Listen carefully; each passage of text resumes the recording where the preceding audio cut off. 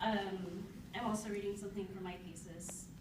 I'm happy because the only chief complaint was that there weren't enough knife fights or car chases. So, when people ask me about you, I tell them about the time that I came to school in the middle of winter without a jacket on, and how you took yours off and gave it to me.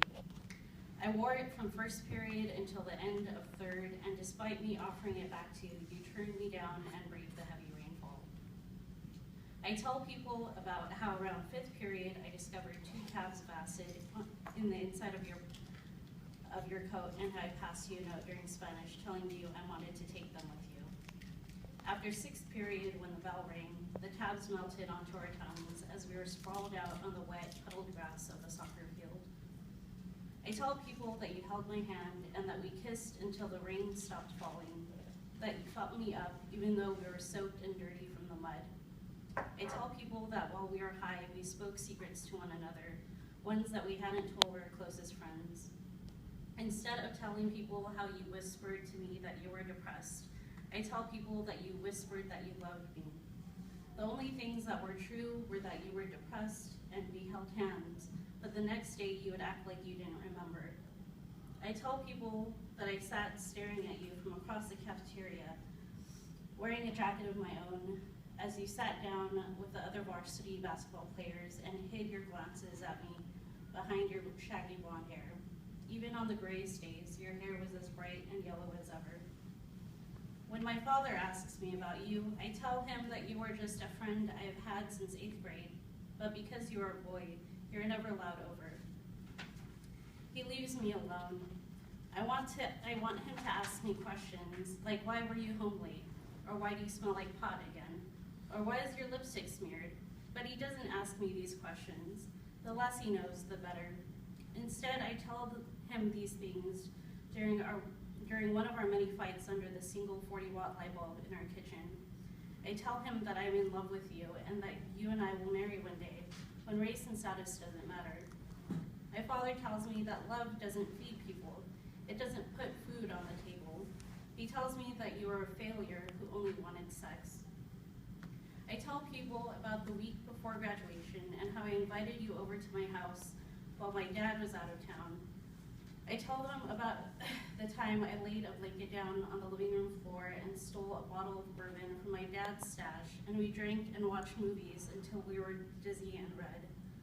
Only you and I will know about how you grabbed at me desperately, peeling off the pink cardigan you snuck into my backpack on my birthday, how you looked at me and how I could see the depths of sorrow and embarrassment in your eyes, how you looked like you wanted to tell me everything and nothing at the same time. I tell my closest friends that we were quiet while we undressed each other and wrapped our arms around one another like we were making love for the first time. When my husband asks me about you, I tell him that you're my first and that it didn't really matter. I tell him that we had messy high school sex, the type that is uncomfortable and nerve-wracking. He asks me if I loved you, and I say no. When the people at your funeral ask about you, I tell them that your depression wasn't obvious and that you were a generally happy-go-lucky guy.